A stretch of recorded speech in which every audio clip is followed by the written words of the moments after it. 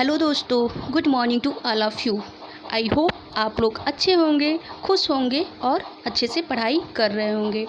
आज हम स्टार्ट करेंगे इंडियन हिस्ट्री।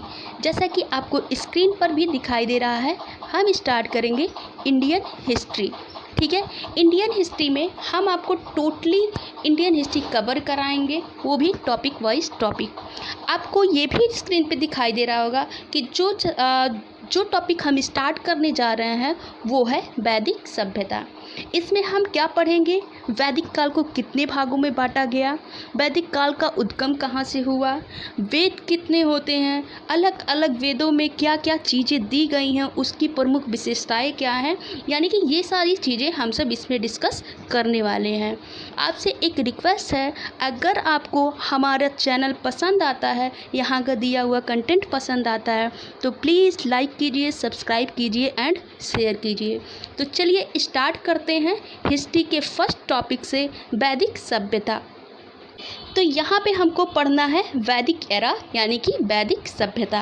अब सबसे पहले वैदिक सभ्यता को पढ़ने के लिए, इसको इजी बनाने के लिए क्या किया गया है, वैदिक एरा को दो भागों में डिवाइड किया गया है। एक है ऋग्वैदिक पीरियड और दूसरा है पोस्ट वैदिक पीरियड। जो ऋग्वैदिक पीरियड है, इसका टाइम ड्यूरेशन कितना है? तो इसका टाइम ड्यूरेशन 1500 BC से लेकर के 1000 BC तक है।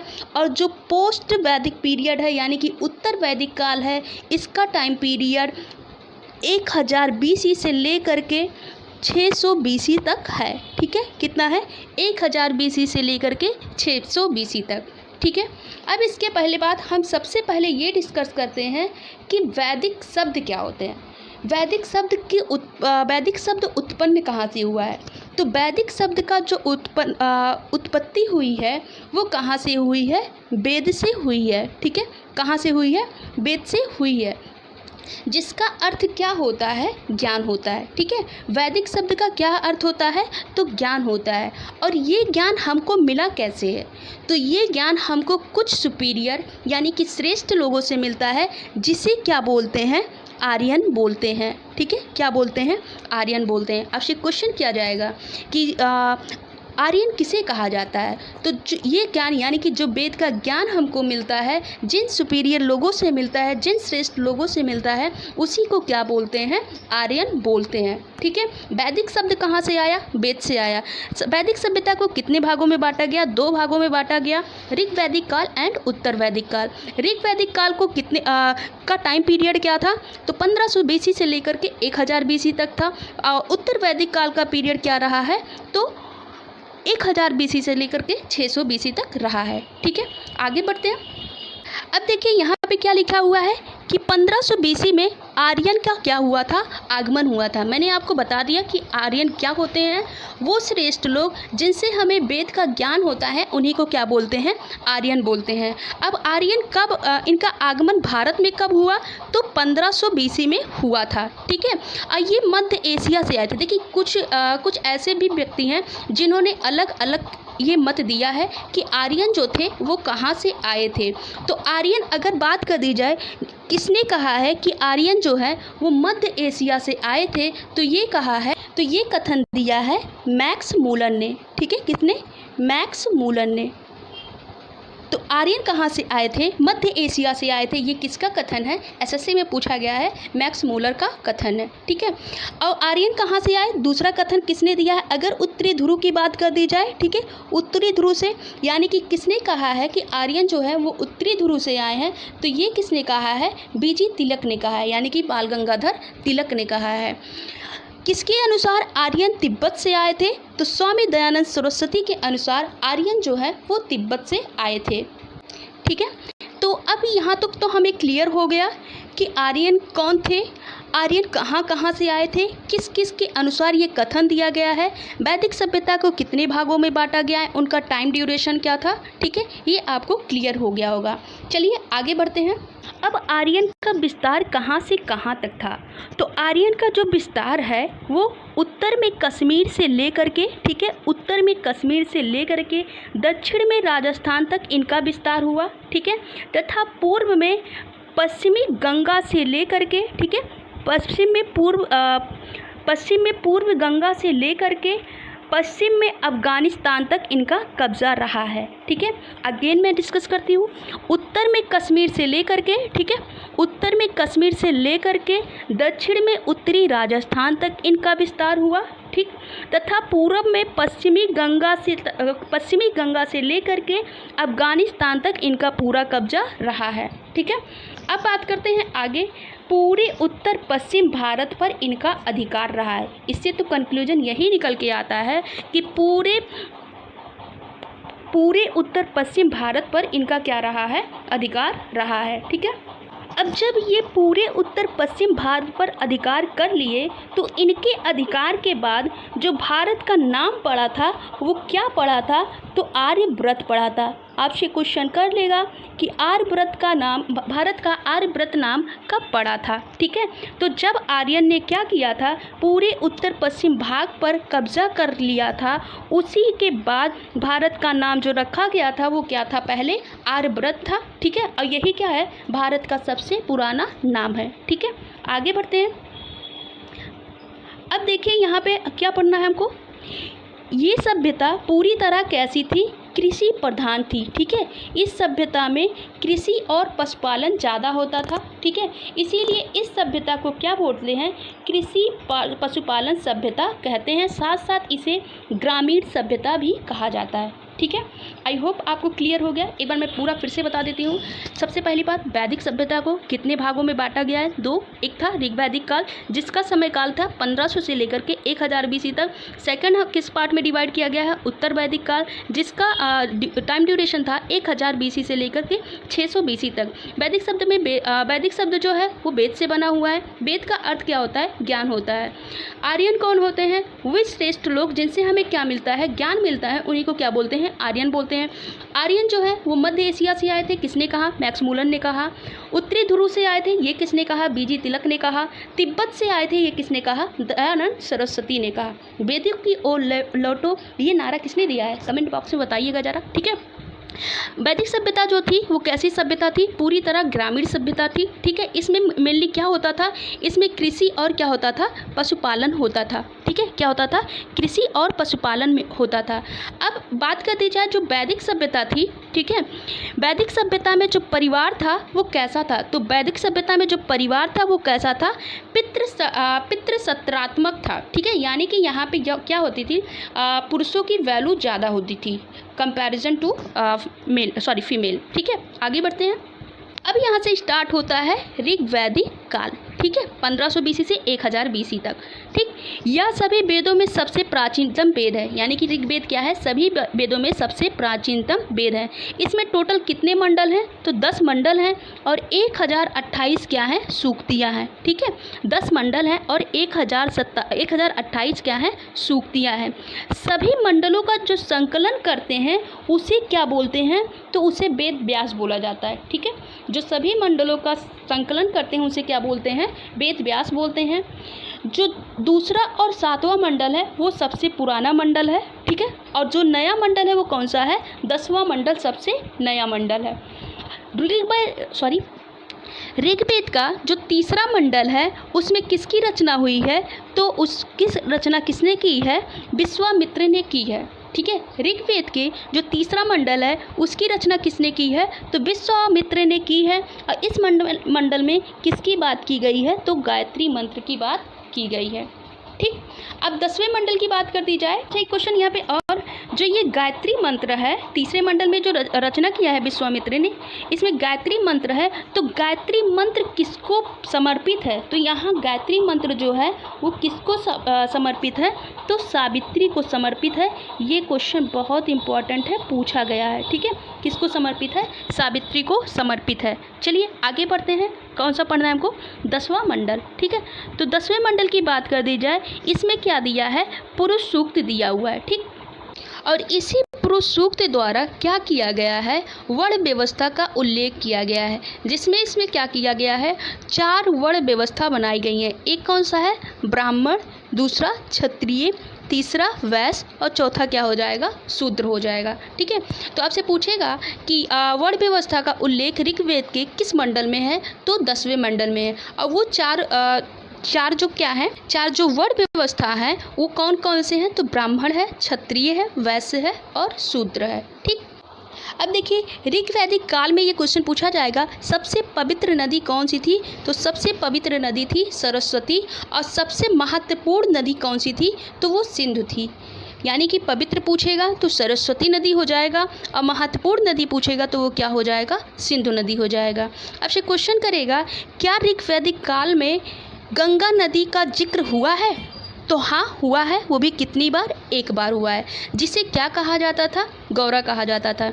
यमुना नदी का जो वहाँ पर उल्लेख है कितनी बार है? तो टोटल 3 बार है। और यमुना नदी को ऋग्वेद में क्या कहा जाता है? तो कालिंदी कहा जाता है। ठीक है, रुद्र शब्द का उपयोग भी ऋग्वेद में हुआ है। ठीक है, और कितनी बार हुआ है? तो टोटल 3 बार हुआ है। और रुद्र जो है वो किसके अवतार हैं? वो शिव के अवतार हैं। ठीक है, आगे बढ़ते हैं। आपसे क्वेश्चन पूछा जाएगा कि ऋग्वेद में सबसे ज़्यादा किस चीज़ का उल्लेख किया गया है? तो सबसे ज़्यादा बार आने वाला जो शब्द है वो कौन सा है?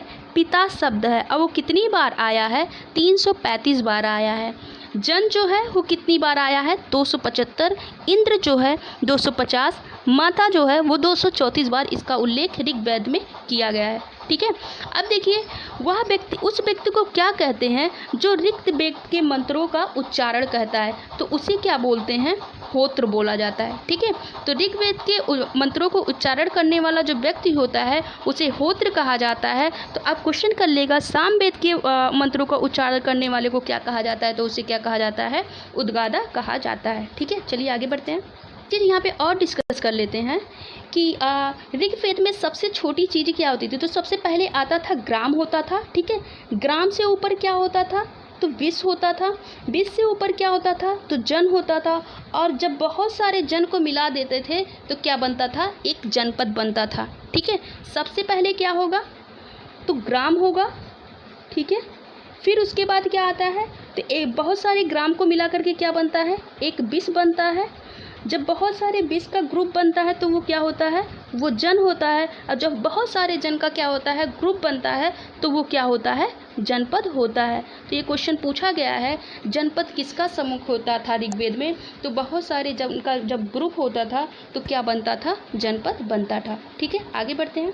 दूसरा वेद कौन सा पढ़ना है हमें? सामवेद पढ़ना है। ठीक है, सामवेद में इसे क्या कहा जाता है? तो भारतीय संस्कृत का जनक कहा जाता है। ठीक है, इसी में 7 सुरों का उल्लेख हुआ है, सारे गामा पा धा नी, जो आप लोग जानते हैं। ठीक है, इसमें सूर्य की स्तुति से संबंध मंत्रों का उल्लेख किया गया है। ठीक है, मोस्ट इंपॉर्टेंट यही होगा कि सामवेद के मंत्रों का उच्चारण करने वाले व्यक्ति को क्या कहा जाता है? तो उद्गाता कहा जाता है। उसमें क्या था? होत्र था। ठीक है, चलिए नेक्स्ट देखते हैं वेद। नेक्स्ट वेद यानी कि थर्ड वेद कौन सा है? तो यजुर्वेद है। ठीक है, कौन सा है? यजुर्वेद है। इसमें क्या होता था? इस वेद के सभी मंत्र यज्ञ में नियम से संबंधित होते थे। यानी कि आपसे क्वेश्चन किया जाएगा, यज्ञ एवं कर्म कांड की बात किस वेद में की गई है? तो वो कौन सा वेद है? यजुर्वेद है। ठीक है, यह एक मात्र ऐसा है जो गद्य और पद्य दोनों में है। मोस्ट इंपॉर्टेंट क्वेश्चन ये होगा कि कौन सा ऐसा वेद है जो गद्य और पद्य दोनों में है? तो यजुर्वेद ऐसा वेद है जो गद्य और पद्य में दोनों है। अब यहाँ से क्वेश्चन एक और हो जाता है कि यजुर्वेद के मंत्रों को उच्चारण करने वाले व्यक्ति को क्या बोलते हैं? तो अघर्त बोलते हैं। क्या बोलते हैं? अघर्त। यानी कि पहला कौन सा होगा? होत्र होगा, जो ऋग्वेद के मंत्रों का उच्चारण करेगा। सामवेद के मंत्रों को उच्चारण करने वाला उद्गाता होगा, और फिर यजुर्वेद के मंत्रों का उच्चारण करने वाला अघृत होगा। ठीक है, आगे बढ़ते हैं। इसके बाद हमारा आता है अथर्ववेद। ठीक है, अथर्ववेद के बारे में बात करें तो कौन सा ऐसा वेद है जिसमें जादू टोना की बात की गई है? ठीक है, यज्ञ एवं कर्म कांड की बात करें तो कौन सा होगा? वो यजुर्वेद होगा। या से यजुर्वेद या से यज्ञ एवं कर्म कांड जोड़ लीजिएगा। अब अगर जादू टोना की बात की जाए तो वो किस वेद में हुआ है? तो वो अथर्ववेद में हुआ है। और यही क्या है? सबसे नया वेद है। सबसे नया वेद कौन सा है? अथर्ववेद है। इस वेद के मंत्रों को उच्चारण करने वाला जो व्यक्ति होता है उसे क्या कहा जाता है? तो उसे ब्रह्मा कहा जाता है। ऋग्वेद होत्र होगा, सामवेद उद्गाता होगा, यजुर्वेद क्या था? अघर्त होगा, और फिर अथर्ववेद इसका उच्चारण करने वाला ब्रह्मा होंगे। ठीक है, तो ये आपका चारों वेद मैंने कंप्लीट कराया। अब आगे बढ़ते हैं। अब देखिए, मैंने अभी बताया कि ऋग्वैदिक काल में क्या था, ग्राम था, ग्राम से विश्व बनता था, विश्व से जन बनता था, और जन से क्या बनते थे, जनपद बनते थे। और जब ये जनपद क्या होते थे, जब बहुत बड़ा इसका क्षेत्रफल हो जाता था तो उसे क्या नाम दे दिया जाता था, महाजनपद नाम दे दिया जाता था। तो अब जो हम पढ़ेंगे वो क्या होगा, ठीक है, वो होगा महाजनपद। यानी कि 600 BC के अराउंड कितने महाजनपद हुए थे, तो 16 महाजनपद हुए थे।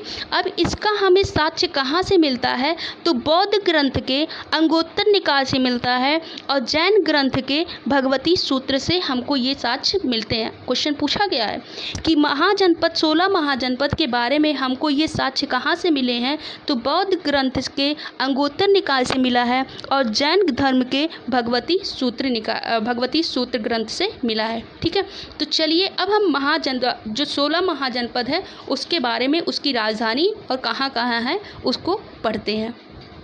एक क्वेश्चन आप पहले ये और नोट कर लीजिएगा कि ये क्वेश्चन पूछता है कि शतपथ ब्राह्मण का उल्लेख किसमें किया गया है। ठीक है, शतपथ ब्राह्मण का जो उल्लेख है वो किस वेद में हुआ है, तो इसका जो उल्लेख है वो यजुर्वेद में हुआ है। ठीक है, किस में हुआ है, यजुर्वेद में हुआ है। और जो गोपद ब्राह्मण का उल्लेख है वो किस में हुआ है, अथर्ववेद में हुआ है। ठीक है, किस में हुआ है, अथर्ववेद में हुआ है। ये क्वेश्चन आप नोट कर लीजिएगा। चलिए फिर यहाँ देखते हैं 16 महाजनपद। पहला जो महाजनपद है वो कौन सा है, अंग। ठीक है, और इसकी राजधानी क्या है, वो चंपा है। ठीक है, इसकी राजधानी क्या है, वो चंपा है। काशी की राजधानी क्या थी, ठीक है, तो काशी की राजधानी क्या है, वाराणसी है। गांधार आपको पता है कहाँ पे है, बिहार में। इसकी राजधानी क्या थी, तक्षशिला थी। कुरु का क्या है, इंद्रप्रस्थ। ठीक है, कंबोज का क्या है, हाटक या राजापुर। ठीक है, सूरसेन का क्या है, मथुरा है। कौशल का क्या है, श्रावस्ती या फिर अयोध्या है। मगध का राजगृह है। चेदी का क्या है, सतीमती है। पांचाल का अहिल छत्र है। वज्जी का क्या है, मिथिला है। मुझे पता है कि आपको ये 16 याद करने में प्रॉब्लम हो रही होगी। इसका एक ट्रिक मैंने बनाया है। कल मैं आप लोगों से वो 2 मिनट का वीडियो अपलोड कर दूंगी, आप लोग वहाँ पे देख लीजिएगा। ठीक है, चलिए आगे बढ़ते हैं। ठीक, तो चेदी का हो गया क्या, सतीमती हो गया। पांचाल का क्या होगा, अहिल छत्र होगा।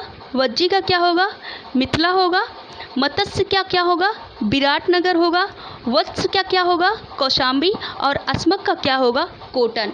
सबसे मोस्ट इम्पॉर्टेंट तो आपको इसी को लगाना है। आपसे क्वेश्चन करेगा कि दक्षिण भारत का एकमात्र महाजनपद कौन सा है, तो वो कौन सा है, अस्मक है। और इसकी राजधानी क्या है, कहीं पे पोतन लिखा रहता है। ठीक है, यहाँ पे तो कोतन लिखा है लेकिन कहीं पे पोतन लिखा रहता है। तो दक्षिण भारत की एकमात्र महाजनपद वो कौन सा है, अस्मक है, और उसकी राजधानी क्या है, पोतन है।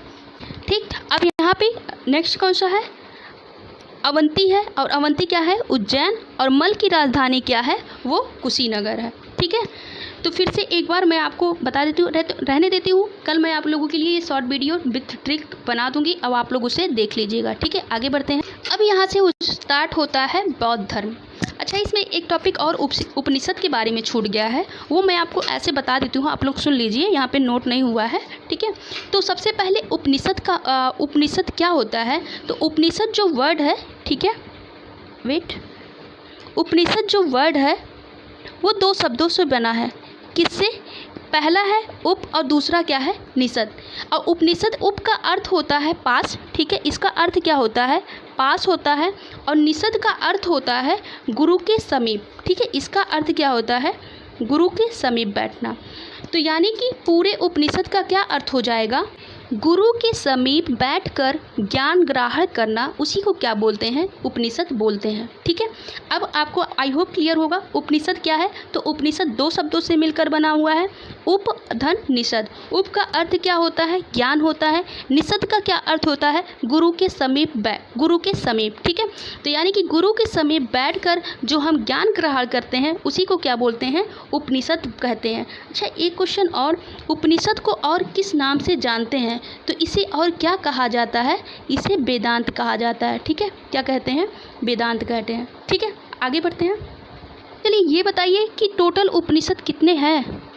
तो टोटल जो उपनिषदों की संख्या है वो कितनी है, 108 है। ठीक है, टोटल उपनिषद कितने हैं, 108 हैं। लेकिन वर्तमान में कितने अभी हैं, तो कितने हैं, 12 हैं। ठीक है, उपनिषद क्या हुआ मैंने आपको बता दिया। टोटल उपनिषदों की संख्या कितनी है? 108 है। और वर्तमान में कितने यूज हो रहे हैं? तो वो 12 हैं। ठीक है, सबसे बड़ा उपनिषद अगर पूछा जाए तो कौन सा होगा? तो सबसे बड़ा जो उपनिषद होगा वो बृहदारण्यक होता है। ठीक है, बृहदारण्यक होता है। और सबसे छोटा कौन सा होता है? तो वो मांडूक होता है। ठीक, और सप्तम्यो जैसे शब्द जो कहाँ से लिया गया है? मांडूक उपनिषद से लिया गया है। ठीक, चलिए ये क्लियर हो गया होगा, आगे बढ़ते हैं। यहाँ से आता है बौद्ध धर्म। ठीक है, तो बौद्ध धर्म के फाउंडर कौन से थे? तो आप सबको पता है कि बौद्ध धर्म के फाउंडर जो थे वो गौतम बुद्ध थे। ठीक, इन्हें क्या कहा जाता है? तो लाइट ऑफ एशिया के नाम से जाना जाता है। अब ज़्यादा इसमें कुछ बताने की ज़रूरत नहीं है, आप लोग अवेयर होंगे। ठीक, इनका जन्म का इनके बचपन का नाम क्या था? तो बचपन के नाम का सिद्धार्थ था। ये कौन से कुल के थे? तो ये शाक्य कुल के थे। और क्या थे? जन्म से ये क्षत्रिय थे। इनका जन्म कहाँ हुआ था? तो लुम्बिनी में हुआ था। ठीक है, कहाँ पे? कपिलवस्तु में। और कब हुआ था? 563 BC में हुआ था। पिता का नाम क्या था? तो शुद्धोधन था। माता का नाम क्या था? महाभागा था। और वो कौन से वंश की थी? तो कौलिन्य वंश की थी। ठीक है, जन्म के 7 दिन के बाद इनकी माता की क्या हो जाती है? मृत्यु हो जाती है। फिर इनका जो लालन पालन होता है वो कौन करती है? तो गौतमी प्रजापति करती हैं, जो कि इनकी क्या होती हैं? मौसी होती हैं। ठीक है, इनकी वाइफ का क्या नाम था? यानी कि पत्नी का नाम यशोधरा था। इनका जो बेटा था उसका क्या नाम था? राहुल था। और इनके सारथी जो क्या था उसका नाम क्या था? जो घोड़े का नाम था वो क्या था? चन्ना था। ठीक है, सॉरी, इनके हॉर्स का नाम कंथक था। और जो इनका सारथी था, जो इनके साथ रहता था, उसका नाम क्या था? चन्ना था। ठीक है, फिर से बौद्ध धर्म के संस्थापक गौतम बुद्ध, इन्हें क्या कहते हैं? Light of Asia. कहाँ जन्म हुआ था? तो कपिलवस्तु के लुम्बिनी नामक स्थान पर हुआ था 563 BC में। कौन से कुल के थे? शाक्य कुल के थे। बचपन का नाम सिद्धार्थ था। पिता का नाम क्या था? तो शुद्धोधन था। माता कौन थी? कौलिया वंश की थी, कौलिया थी। और जन्म के थे 7वें दिन इनकी माता का क्या हो जाता है? देहांत हो जाता है। तो इनका लालन पालन कौन करता है? तो इनकी मौसी गौतमी प्रजापति करती हैं। वाइफ का नाम क्या था? यशोधरा था। इनका बेटा कौन सा था? राहुल था। और साथ ही चन्ना था। और जो घोड़े का नाम वो क्या था? कंथक था। ठीक है, आगे बढ़ते हैं।